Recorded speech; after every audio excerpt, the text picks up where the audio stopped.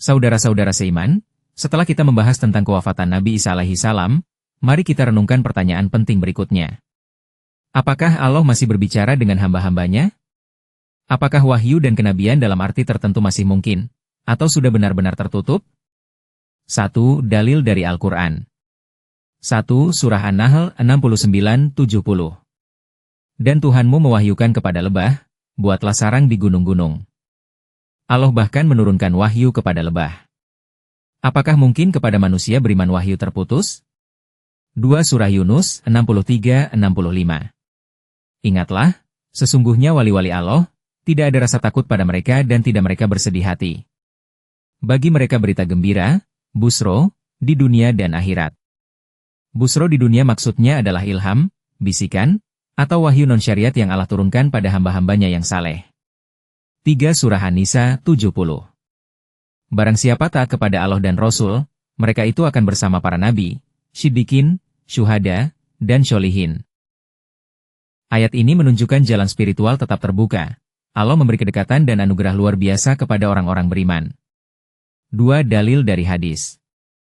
Rasulullah Shallallahu alaihi wasallam bersabda, sesungguhnya di antara umat-umat sebelum kamu ada orang-orang yang diberi ilham. Jika ada di antara umatku, maka dia adalah Umar bin Khattab. Hadis riwayat Bukhari Muslim.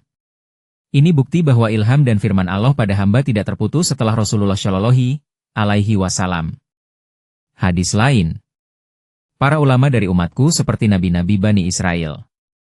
Bukan berarti mereka pembawa syariat, tapi mereka menerima cahaya ilham dan petunjuk dari Allah. 3 Posisi Rasulullah Shallallahu alaihi wasallam sebagai khotamun nabiin. Quran Surat Al-Ahzab 41. Muhammad itu bukan bapak salah seorang dari laki-laki kamu, tetapi dia adalah Rasul Allah dan penutup para nabi, khotamun nabiin. Kata khotam berarti penutup dan pematri.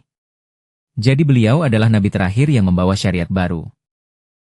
Tapi ini tidak menutup kemungkinan adanya kenabian zili atau umati, yaitu kenabian yang tidak membawa hukum baru, melainkan cermin dari cahaya Rasulullah Shallallahu alaihi wasallam. Perumpamaan, matahari terbenam, tapi cahayanya tetap bisa memantul melalui bulan. Demikianlah cahaya Rasulullah Shallallahu alaihi wasallam tetap bisa memantul pada seorang hamba pilihan Allah. 4 Logika dan akal sehat. Apakah Allah menjadi Tuhan yang bisu setelah wafatnya Rasulullah Shallallahu alaihi wasallam? Sepanjang sejarah, orang-orang saleh, wali, dan ulama menerima kasyaf, ilham, bahkan pengalaman rohaniah luar biasa. Jika komunikasi Allah kepada manusia terputus total, maka hubungan ruhani akan kering.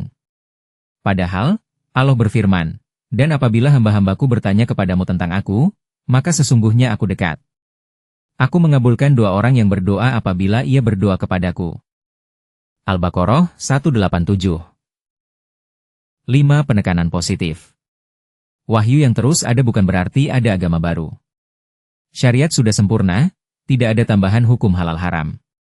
Yang masih terbuka adalah wahyu ilhami, berita gembira, busro, dan kenabian umati yang sepenuhnya bergantung pada Rasulullah Shallallahu alaihi wasallam sebagai sumber cahaya. Renungan. Saudara-saudaraku, jika kita yakin Allah itu maha hidup, maha mendengar, dan maha dekat, maka bagaimana mungkin hubungan istimewanya dengan hamba yang tak terputus? Justru kemuliaan Rasulullah Shallallahu alaihi wasallam semakin tampak. Beliau khotamun nabiin, dan setiap kemuliaan rohaniah setelah beliau adalah cermin dari cahaya beliau. Maka, iman kita semakin teguh, Islam sempurna, Rasulullah Shallallahu alaihi wasallam penutup syariat, dan Allah tetap berbicara dengan hamba-hambanya yang saleh. Wassalamualaikum warahmatullahi wabarakatuh. Sekarang kami ingin menjawab beberapa pertanyaan yang pernah dan akan pernah diajukan oleh mereka yang telah menerima penjelasan kami tentang wahyu dan kenabian setelah Nabi Muhammad Shallallahu alaihi wasallam. 1. Bukankah Rasulullah Shallallahu alaihi wasallam adalah penutup para nabi? Berarti tidak ada nabi lagi setelah beliau? Jawaban. Betul, beliau adalah khotamun nabiin, penutup para nabi. Artinya, tidak ada lagi nabi pembawa syariat baru setelah beliau. Namun, khotam juga bermakna pematri dan puncak kemuliaan. Jadi, jika ada hamba Allah yang diberi anugerah kenabian rohaniah, itu bukan mandiri, tapi sepenuhnya di bawah cahaya Rasulullah Shallallahu alaihi wasallam, bagaikan bulan yang hanya memantulkan cahaya matahari. 2. Kalau begitu, apakah Ahmadiyah percaya ada nabi baru setelah Muhammad Shallallahu alaihi wasallam? Jawaban: tidak. Kami yakin sepenuhnya bahwa Nabi Muhammad Shallallahu alaihi wasallam adalah nabi terakhir dengan syariat baru. Wahyu kenabian yang datang setelah beliau bukan independen, melainkan bersifat zili, yang berarti bayangan, atau umati, yang berarti lahir dari dalam umat beliau, dan tidak menambah hukum baru. Dengan demikian, syariat Islam tetap sempurna. 3. Kalau wahyu masih ada, apa bedanya dengan wahyu yang turun kepada nabi pembawa syariat? Jawaban: wahyu kepada nabi pembawa syariat, tasyri'i, berisi hukum-hukum baru, halal haram baru. Itu sudah tertutup selamanya. Adapun wahyu yang masih mungkin adalah wahyu ilhami, berupa kabar gembira, bimbingan, peringatan, atau tanda-tanda kebenaran, semata untuk meneguhkan iman, bukan membuat agama baru. 4. Kalau semua orang bisa mengaku dapat wahyu, bukankah akan kacau?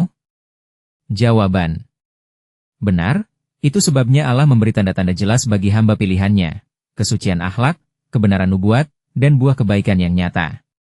Wahyu palsu cepat gugur dengan sendirinya, sedangkan wahyu yang benar akan membuahkan cahaya, persatuan, dan ketakwaan.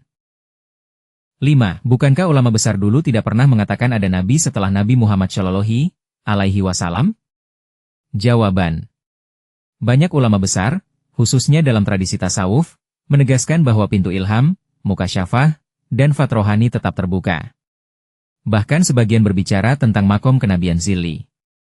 Jadi, bukan sesuatu yang asing dalam khazanah Islam. Hanya saja, pemahamannya berbeda-beda. 6. Kalau sudah ada Quran dan Sunnah, untuk apa lagi wahyu baru?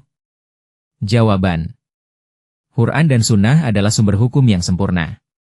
Wahyu ilhami tidak menambah hukum baru, tetapi berfungsi sebagai penguat iman, jawaban doa, dan tanda bahwa Allah masih maha hidup dan berinteraksi dengan hambanya. Ini justru menambah cinta kita pada Quran, bukan menggantikannya. 7. Kalau begitu, apakah kalian meyakini seseorang bisa disebut nabi dalam arti penuh? Jawaban: tidak dalam arti membawa agama baru. Sebutan nabi dalam pandangan kami adalah makom rohaniyah di bawah naungan Rasulullah Shallallahu alaihi wasallam, bukan sejajar dengannya. Semua cahaya tetap dari beliau.